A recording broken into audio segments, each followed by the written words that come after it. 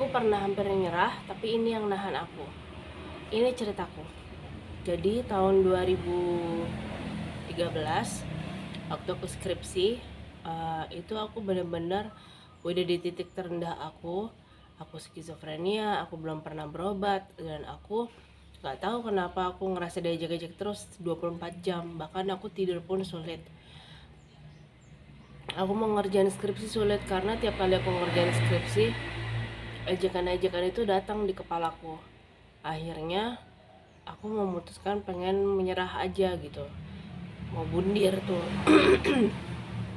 Udah mau bundir, silat dari tangan. Terus udah gitu tiba-tiba aku ngeliat sticky notes yang tertempel di dinding bilang, pokoknya aku harus lulus tahun ini, tahun 2013. Soalnya udah 4,5 tahun tuh, pokoknya aku harus lulus tahun ini. Ya udah, akhirnya aku buang cutternya. Terus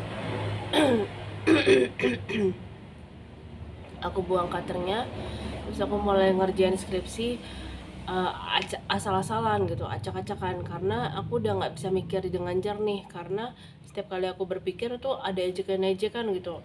Setiap kali aku mau mulai berpikir, ejekan-ejekan itu datang gitu. Kemana pun aku mencoba untuk ke tempat sunyi buat ngerjain skripsi, itu nggak bisa.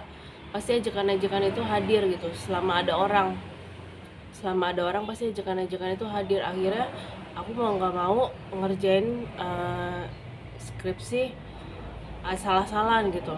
Akhirnya pas sidang pembimbing satu aku nggak datang, pembimbing dua aku yang datang. Pembimbing dua aku datang, Boleana tuh baik banget. Boleana ngebantu aku gitu. Terus ternyata pas sidang, orang-orang pembimbing aku maupun penguji aku kecewa karena ternyata yang mereka pikirkan itu tentang tes sidang skripsi aku tuh nggak kayak gitu gitu. Akhirnya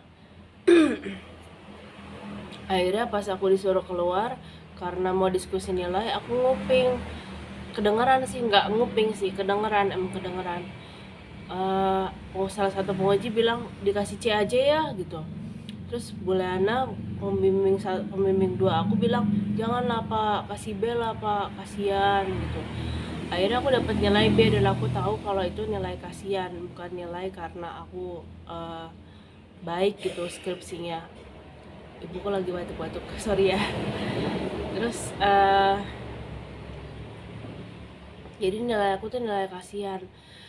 Ya udahlah, yang penting aku udah lulus. Ya udah, akhirnya aku lulus.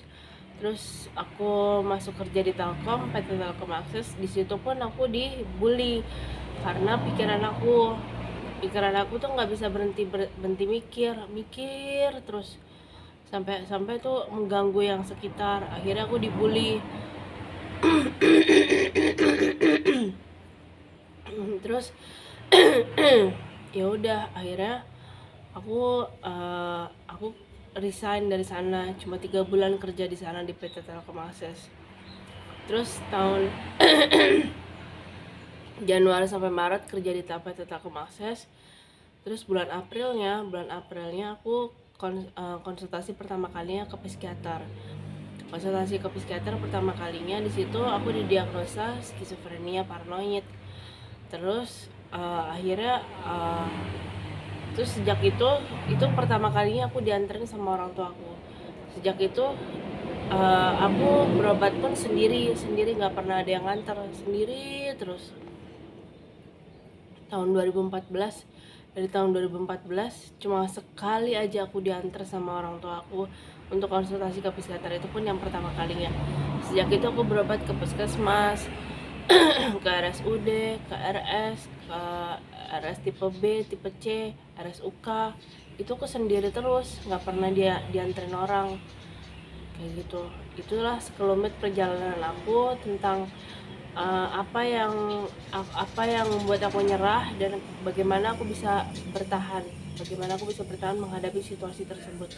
Sampai jumpa, dadah.